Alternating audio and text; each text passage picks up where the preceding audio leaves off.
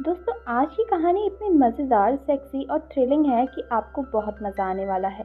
तो ज़्यादा लेट ना करते हुए चलिए जल्दी से शुरू करते हैं आज की मूवी को, जिसका नाम है कीका। फिल्म की शुरुआत रमोन से होती है, जो एक फोटोग्राफर है। मॉडल्स की फोटोग्राफ लेते वक्त उसे खबर मिलती है कि उसकी माँ ने अपनी जान ले ली है। रमोन जल्दी से घर पहुंचता है और देखता है कि उसके सौतेले पिता निकोलस के हाथ में भी गोली लगी है। निकोलस उसे एक चिट्ठी देता है जो कि उसकी माँ ने उसके लिए लिखी थी। चिट्ठी में रमोन की माँ ने सुसाइड का कारण लिखा था। इसके बाद हम कीका नाम की एक मेकअप आर्टिस्ट को देखते हैं, जिसे डेड बॉडी को फ्यूनरल के लिए तैयार करने का काम मिला है, पर वो वहाँ इनकार कर देती है क्योंकि उसे निकोलस से मिलने जाना था। कीका निकोलस से 2 साल पहले मिली थी, जो कि एक मशहूर राइटर हैं, और उसने कीका का काम देखकर उसे ऑटोग्राफ भी दिया था। और बाद में निकोलस ने कीका को मिलने के लिए बुलाया और कीका को लगा कि निकोलस उसे डेट पर बुला रहा है, पर निकोलस ने उसे अपने मरे हुए बेटे रमोन की डेड बॉडी को तैयार करने के लिए बुलाया था। कीका मेकअप करते हुए रमोन की डेड बॉडी से बात कर रही थी और उसे अपनी तकलीफ बता रही थी। और तब उसने देखा कि उसके मेकअप करने की वजह से रमोन फिर जिंदा हो गया है। निकोलस इस बात को मानने से इनकार कर रहा था, पर अचानक रमोन की आंखें खुलती हैं और निकोलस को पता चलता है कि उसका मरा हुआ रमोन फिर जिंदा हो गया है। इस तरह कीका निकोलस के पास आई और उसकी गर्लफ्रेंड बन गई। रमोन आज भी अपनी माँ की चिट्ठियां पढ़ा करता था, जिसमें लिखा था कि उसे निकोलस से नफरत नहीं करनी चाहिए, चाहे उसके साथ रहने से दूसरों को तकलीफ मिलती हो। इसी वजह से वह निकोलस की मदद करता था। निकोलस के पास ना तो पैसे बचे थे और ना ही उसके पास कोई काम है, इसलिए रमोन अपना फोटो स्टूडियो हटाकर निकोलस के रहने के लिए घर में एक कमरा बनाता है। अब एक दिन निकोलस से मिलने उसकी पुरानी दोस्त एड्रिया आती है, जो एक अजीबोगरीब टीवी शो चलाती है, जिसमें दुनिया में हो रही सारी अजीब घटनाओं को वह दुनिया के सामने टीवी पर दिखाती है। और अब वह रमोन के पुराने घर में शूटिंग करना चाहती थी। वह निकोलस को अपने लिए एक अच्छी स्क्रिप्ट लिखने के लिए कहती है और कहती है कि ये बात रमोन को नहीं पता चलनी चाहिए, क्योंकि रमोन कभी उसका बॉयफ्रेंड हुआ करता था। रमोन निकोलस को बताता है कि एड्रिया एक पागल औरत है, जिससे वह पीछा छुड़ाना चाहता है। कुछ दिन बाद रमोन कीका को शादी के लिए प्रपोज करता है, लेकिन कीका ठीक से कोई जवाब नहीं देती, क्योंकि वो अभी निकोलस की गर्लफ्रेंड भी थी और ये बात कीका की दोस्त भी जानती थी।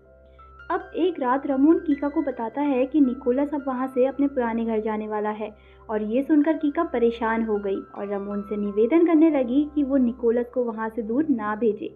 लेकिन निकोलस अब एंड्रिया के लिए अजीबोगरीब स्क्रिप्ट लिखने लगा था, जो देखना किसी को भी पसंद नहीं था। कीका के घर काम करने वाली अजीब लड़की हुआना को भी नहीं, जो खुद एक ऐसी जिंदगी जीती थी जिसे नॉर्मल नहीं कहा जा सकता था।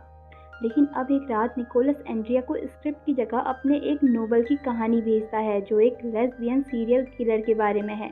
और वह पढ़कर एंड्रिया को समझ आता है कि निकोलस किलर की मानसिकता को बहुत अच्छे से एक्सप्लेन करता है, और वह बताता है कि उसकी यह नोवेल सच्ची घटनाओं पर इंस्पायर्ड है। अब कुछ दिनों बाद हुआना का भाई पॉल, जो एक क्रिमिनल है, जेल से भाग कर आया और रमोन के घर अपनी बहन के पास आ गया। हुआना पॉल से कहती है कि इस घर में उसे चुराने के लिए बढ़िया चीजें मिलेंगी, इसलिए मुझे बात कर चीजें चुराकर वहां से वो अपनी दूसरी बहन के घर भाग जाए। और अब पॉल ऐसा ही करने लगता है। पॉल हर कमरे से सामान चुराकर कीका के कमरे में चला जाता है और उसे सोता हुआ देख वो उसके साथ जबरदस्ती करने लगता है, जो सामने वाली बिल्डिंग में रह रहे एक आदमी ने देख लिया और इस बारे में उसने पुलिस को बता दिया। हुआना को जब होश आया तो उसे यह सब कुछ पता चला, और तब 2 पुलिस वाले भी वहां आ जाते हैं, जिससे बचकर पॉल भाग जाता है। इतने में एंड्रिया भी वहां पहुंच जाती है, जो पॉल का इंटरव्यू लेना चाहती थी, लेकिन पॉल उसे धक्का मारकर वहां से फरार हो जाता है। लेकिन अब अपने एपिसोड के लिए वो कीका का इंटरव्यू लेने आती है, लेकिन कीका को उसके कोई सवाल में दिलचस्पी नहीं थी और वह बस निकोलस के पास जाना चाहती थी। उसे पता चलता है कि निकोलस का अफेयर उसकी दोस्त के साथ चल रहा है, और उन दोनों के अलावा और भी कोई है जिसके साथ निकोलस का अफेयर चल रहा है, और यह जानकर कीका को बहुत तकलीफ होती है।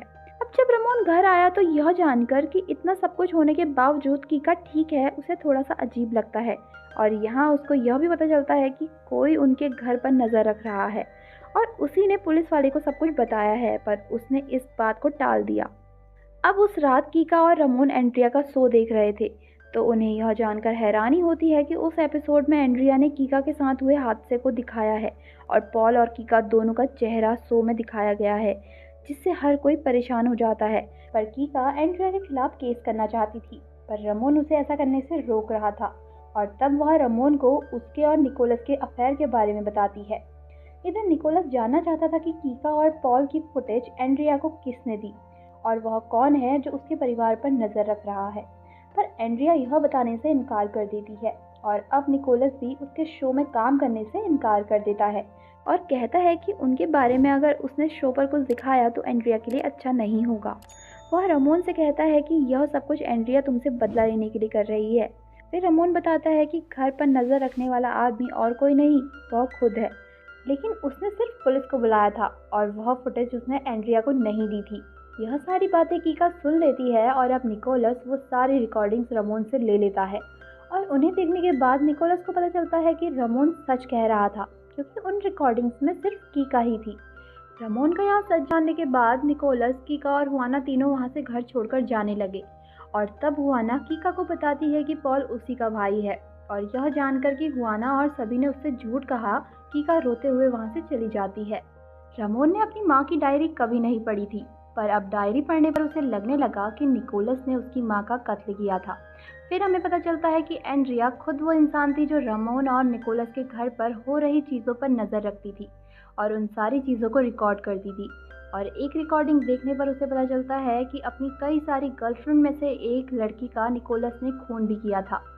अब रमोन निकोलस के पास आकर अपनी माँ की डायरी उसे दिखाता है और कहता है कि वह चिट्ठी जो मरने से पहले उसकी माँ ने लिखी थी, असल में उस डायरी का ही एक पन्ना है जो उनकी मौत से महीनों पहले लिखा गया था और कहता है कि मेरी माँ को तुमने ही मारा है। अब रमोन को वहाँ से उस लड़की की लाश भी मिल जाती है जिसे देखकर वो बेहोश हो जाता है। कुछ देर बाद वहाँ एंड्रिया आती है जो निकोलस का इंटरव्यू लेना चाहती थी और जानती है कि रमोन उस घर में ही है। और अब एंड्रिया यह भी समझ चुकी थी कि निकोलस की नोवेल लेस्बियन किलर कोई कहानी नहीं बल्कि उसकी खुद की कहानी है, इसलिए उसकी सच्चाई वो टीवी पर दिखाना चाहती थी और इसलिए वो निकोलस के पैर में गोली मारकर किसी तरह घर में घुस जाती है और अब वो निकोलस को पकड़ लेती है और निकोलस से सच्चाई उगलवाने लगती है। पर भागने की कोशिश में निकोलस उसके हाथों मारा जाता है, लेकिन मरने से पहले वो एंड्रिया को भी मार देता है। कुछ देर बाद वहाँ कीका आती है जिसे अंदर जाते ही मरता हुआ निकोलस मिलता है। निकोलस उसे अपनी कहानी देता है और कहता है कि उस कहानी को वो एक ऑटोबायोग्राफी के तौर पर रिलीज करे और अपने सारे गुनाह कबूल करते हुए निकोलस की मौत हो जाती है। अब कीका बेहोश रमोन के पास जाती है और उसे उठाने की कोशिश करती है और बिजली का झटका देने के बाद रमोन फाइनली अपनी आंखें खोलता है। मूवी के एंड में हम देखते हैं कि रमोन को हॉस्पिटल पहुंचाने के बाद जब कीका वहां से निकलती है तो उसे सड़क पर एक आदमी मिलता है जो उसे देखते ही पसंद आ जाता है और उस आदमी को लिप देने पर और उसके साथ जाते हुए वो कहती है कि उसे भी अब एक नए रास्ते पर जाना है और एक नॉर्मल जिंदगी जीनी है। जिसके साथ मूवी का भी फाइनली दी एंड हो जाता है। तो दोस्तों, मूवी कैसी थी और कैसी लगी कमेंट करके ज़रूर बताना। वीडियो पसंद आए तो लाइक, शेयर और कमेंट ज़रूर करना और चैनल को सब्सक्राइब करना मत भूलना।